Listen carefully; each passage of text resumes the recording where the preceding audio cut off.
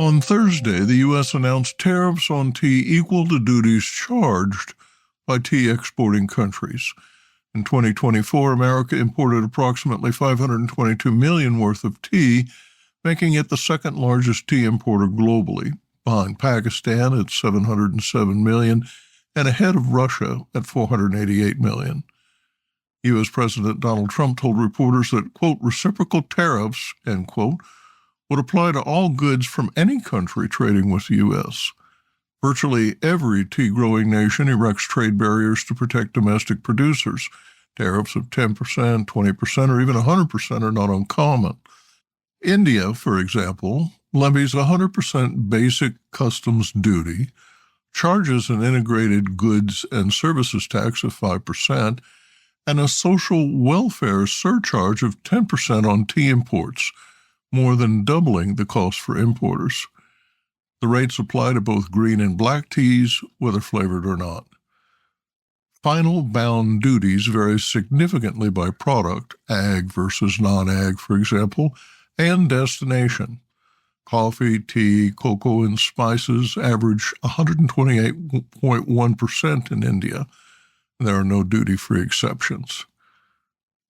Visit the World Trade Organization, WTO.org, to download a PDF listing tariffs for every member country.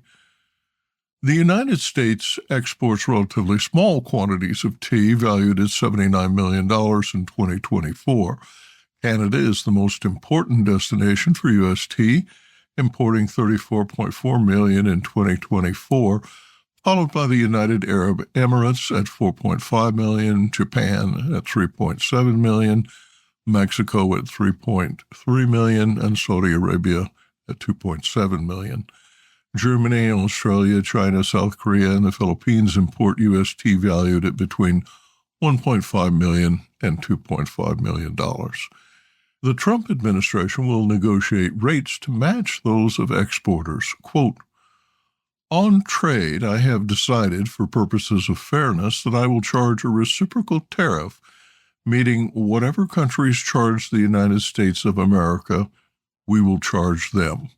No more, no less, President Trump told reporters February 13th. The directive stopped short of imposing fresh tariffs. Business Insight. This is a developing story. The impact on the world's 60,000 registered tea exporters and 64,000 tea buyers is challenging to assess, but likely significant. Many countries that export tea to the United States will lower tariffs for U.S. buyers to avoid paying the onerous rates they charge importers. Since each rate will be established bilaterally, it will require weeks or months of investigations to evaluate levies imposed on U.S. goods by other trading partners. Priority targets appear to include China, Japan, South Korea, and the European Union, each critical to the tea trade. Investors this week rewarded Good Me, China's number 2 bubble tea brand, with a hefty valuation, but it soon faded. Guming Holdings founder Yunnan Wang ended Wednesday $1.1 billion richer following an initial public offering on the Hong Kong Stock Exchange that valued his company at $233 million USD. Guming hoped to get $10 a share, a valuation greater than HK $20 billion, but the initial share price declined by 6.4% on opening day. Share prices peaked at $9.94 Hong Kong, then quickly slid to $8.30 at one point before stabilizing around Hong Kong 9, about $1 per share, or roughly 10% below expectations. Wang launched Good Me after graduating from college in 2010. The business was located near the Myanmar border and Dashi, a third-tier city of 200,000.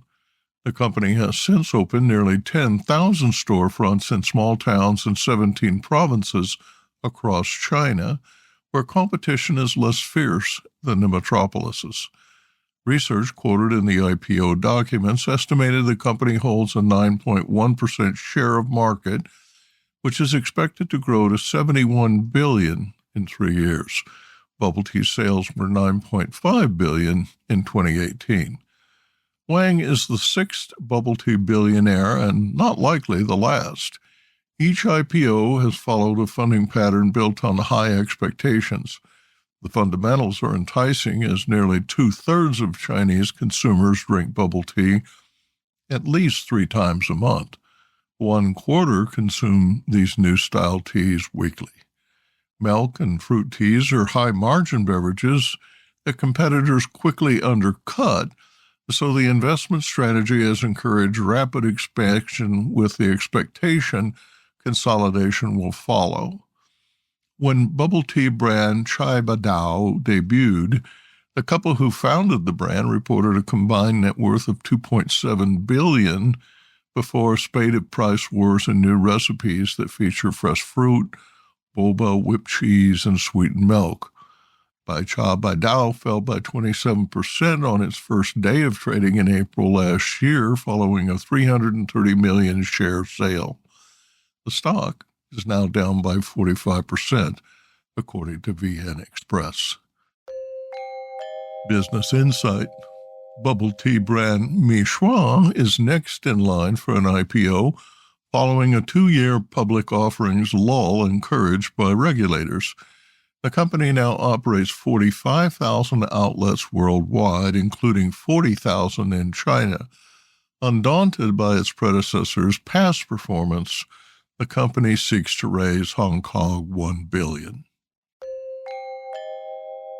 Researchers at Anhui Agricultural University report new insights into the production of theanine, an amino acid unique to tea and essential to the biological processes that determine tea quality. Their study, published in the peer-reviewed journal Horticulture Research, quote, sheds new light on the genetic regulation of theanine metabolism in tea plants. This research systematically investigates the role of specific genes and transcription factors in determining theanine accumulation, end quote. Anhui Agriculture University plant biologist Manman Chung writes that, quote, it is well documented that theanine accumulation is strongly influenced by factors such as seasons, development, and environmental influences.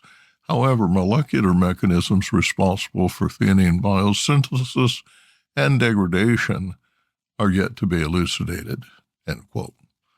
Their study offers novel insights into the molecular basis of tea plant biology. Theanine is a signature tea component, shaping its umami taste and influencing its health benefits. The synthesis of this unique non-proteinogenic amino acid, mainly in the plant's roots, is a dynamic process influenced by environmental factors and plant development stages. The chemical is transported to young leaves where it stores nitrogen. During leaf maturation, theanine levels decrease progressively from younger to older leaves. According to Dr. Jun Sun, also from Anhui University, understanding the sophisticated genetic control mechanism governing theanine metabolism opens new possibilities. Quote, this study's implications extend further beyond fundamental plant science to practical applications in the tea industry. By modulating the expression of a key enzyme in its target genes, scientists and breeders could develop tea cultivars with enhanced theanine content, improving flavor and health benefits.